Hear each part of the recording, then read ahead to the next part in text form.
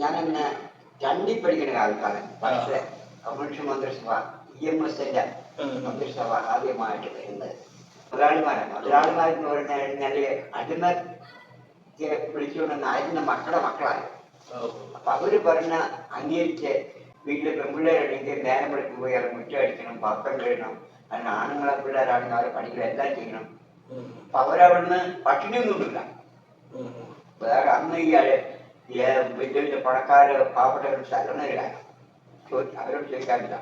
അവരെ പഠിക്കാരെ വേറെ പുറമെന്നായാലും തന്നെ ഒരു ചെറിയൊരു നാട്ടുരാജാവിന്റെ പവർ ഉണ്ടാക്കാൻ അങ്ങനെ പുള്ളിക്കാരൻ ചെന്നിട്ട് ഈ പുള്ളിക്കാരൻ അവിടെ പഠിക്കൂല, ബാക്കിയുള്ളവർക്ക് പോകും. ഈ സുൽത്താനോ? ആ, പുള്ളി പഠിക്കൂല. പുള്ളി ഒരു ശുപാർശത്തെ കേട്ട് ഇങ്ങനെ നെഞ്ഞടുത്ത് വീശിപ്പിച്ചാൽ നടത്തും. അങ്ങനെ നമ്മളെ ഹൈസ്കൂളിൽ ക്യൂണി കിട്ടി. ക്യൂണിനോട് ഇച്ചിരി താമസത്തോളം, കാരണം അന്നത്തെ പിള്ളേർ അങ്ങനത്തോളം ഇവിടെ. അങ്ങനെ കഴിഞ്ഞപ്പോ ഈ അച്ഛൻ കൂലി കൊടുക്കും.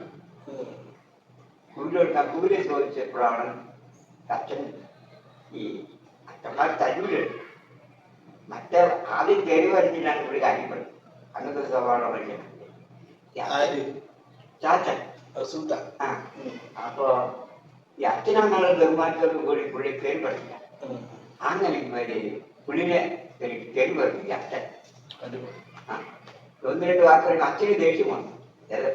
പണി കിട്ട പൈസ വയ്ക്കാൻ പറ്റും.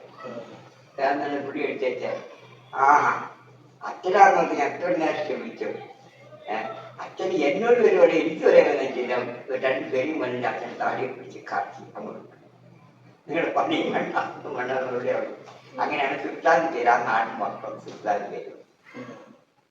അങ്ങനെ ഒരു കാലം.